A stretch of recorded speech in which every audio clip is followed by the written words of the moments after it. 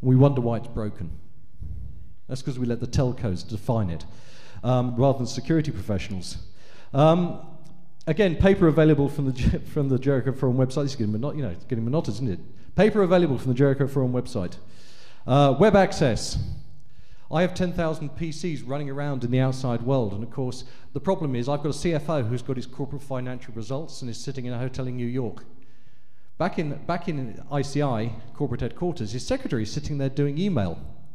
I'm protecting one with firewalls and border security, web filtering, egress filtering, incoming filtering for malicious content. Guess which one?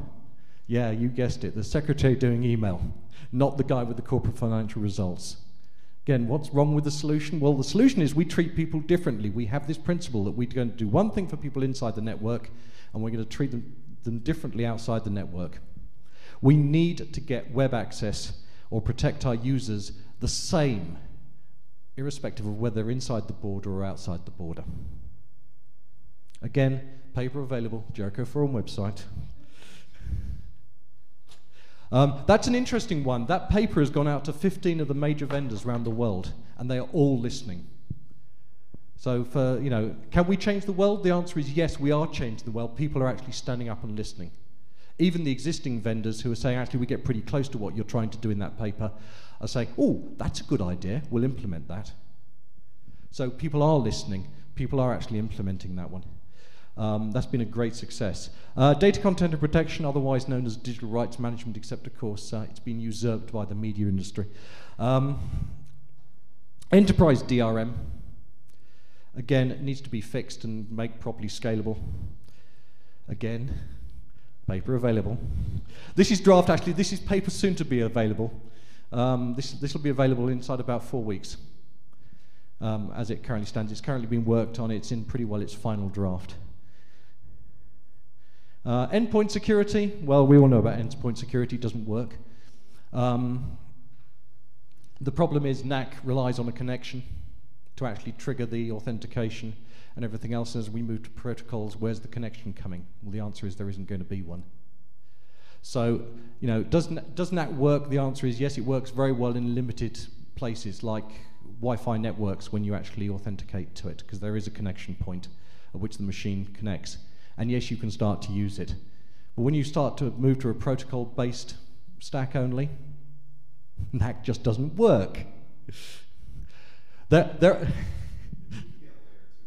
You can get some layer 2 authentication. From a Jericho point of view, there needs to probably be 2 approaches. One is a true sandbox. Sandbox is currently a one-way. We need to move to a two-way sandbox, and we need system integrity checking at both ends. Again, I'll skip over that to the obvious page. Again, this has got draft written on it.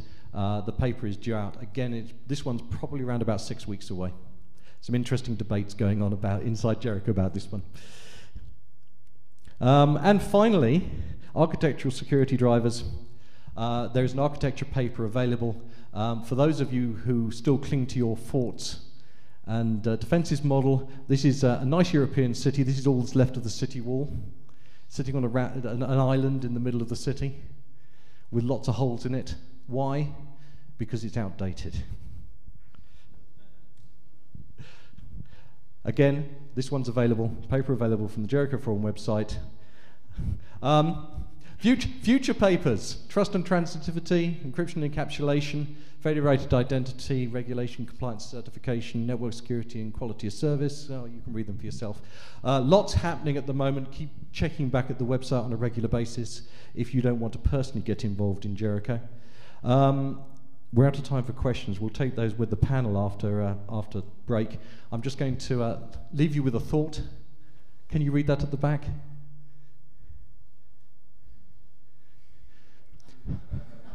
It says, Dilbert, I need a firewall data sheet. And Dilbert says, do you want the 10-minute explanation of why you should use a deperimeterized solution or a simple here you go? And he goes, I'm in sales. And Dilbert says, here you go.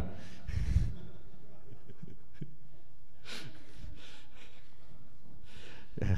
Slightly tampered with from an original by Scott Adams. So after the break, we're going to look at what, now we sort of covered why the whys and wherefores of what Jericho is trying to achieve. We're going to talk about this thing called the Jericho Forum Challenge. This is very much your session. There are about there are about 4 slides, I think, just the groundwork of what we see as the timeline for it. But in terms of its content, it's very much up to you guys on the floor to say what you think makes sense to prove things for your business. So the Jericho Forum Challenge is about getting people to build demonstrator systems with some serious prize money attached. So it'll be an open forum, essentially, with a very distinguished panel who are coming up to join us after the break. So if you'd like to join us in about 10-12 minutes' time, I'll look forward to seeing you back here.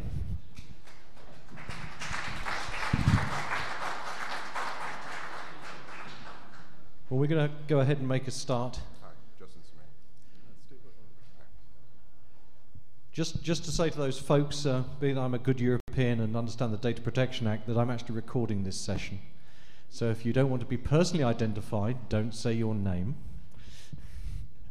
Okay. My distinguished panel is assembling themselves. What we're going to talk about, part 2, is this thing called the Jericho Forum Challenge. And why now? Well, the take from Jericho is very much that you saw beforehand there is an awful lot of collateral sitting out on the website. There is an awful lot of discussions going on with vendors, with manufacturers, and a lot of those vendors and manufacturers are actually getting actively involved with Jericho. The feeling is that we are getting very rapidly, if we are not already there, to the point where we can start producing viable demonstrator systems that prove this stuff works to a doubting world out there. If you look at the press releases that you might have seen recently, BP or BP Amoco have just taken 18,000 users off their internet and put them off their intranet and put them working on a daily basis on the internet. Why? Because there's a return on investment.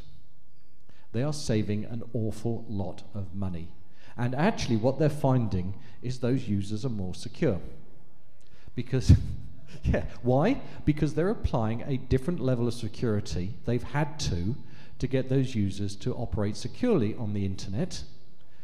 And they're operating to a different standard that the legacy users on their supposedly safe intranet.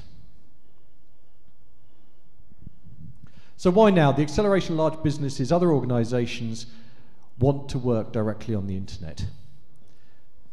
Our feeling very much is the world is ready for deperimeterized thinking to take center stage. It's in the psyche. We want to challenge the world to say, get out there, start producing some viable demonstrator systems. And we're prepared to back that up with some money. So what we're looking at in terms of timeline is 2 things. Now, happening today, launch the Jericho Forum Challenge. DEF CON, if you're at DEF CON tomorrow, we're going to be doing a sort of repeat of this. It's a cut down version of the first part and a different slant.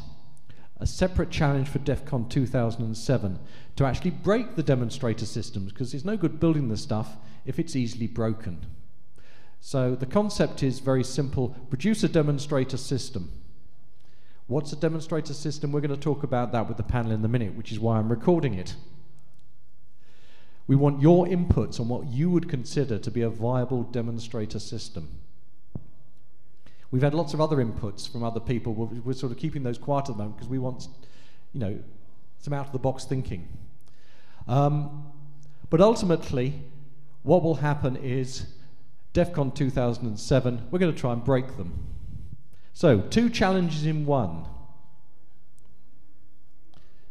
August 2006 to May 2007, clarify sponsorship and prizes, register interest to actually take part.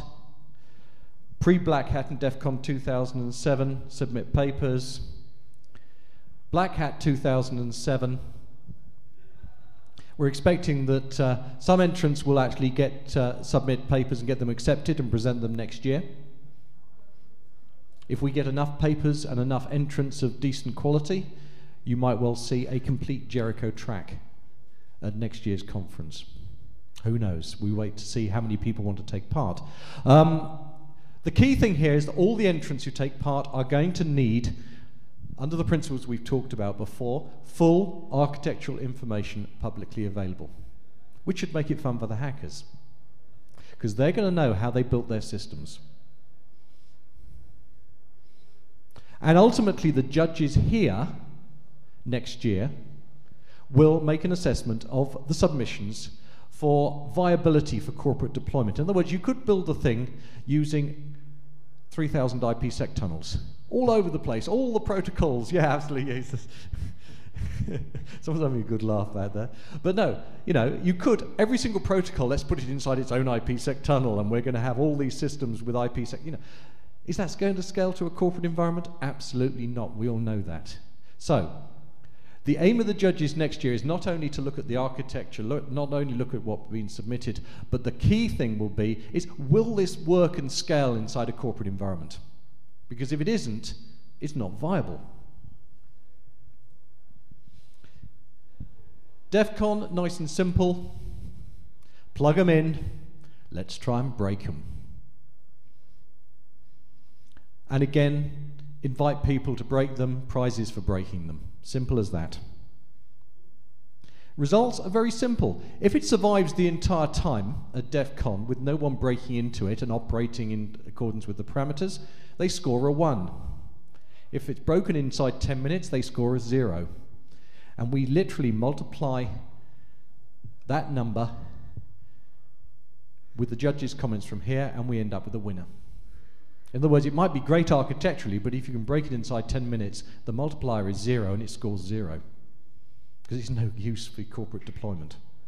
If it's going to survive, it scores a 1.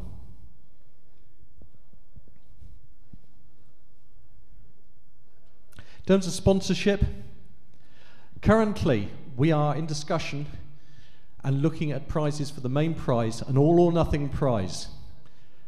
Just the same as the recent DARPA challenge out in the desert. It's an all or nothing prize, but we are talking to people, and figures in the regions of $250,000 to $500,000 are being discussed.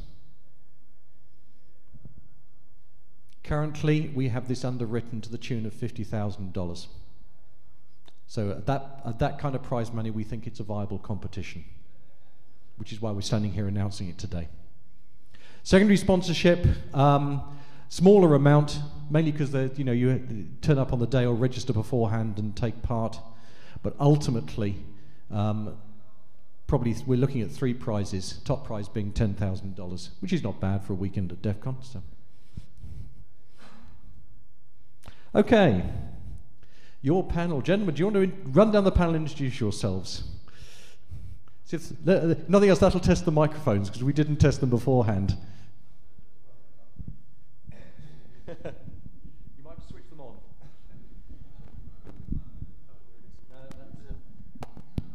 Well, that works. Yeah, just shout. Yes.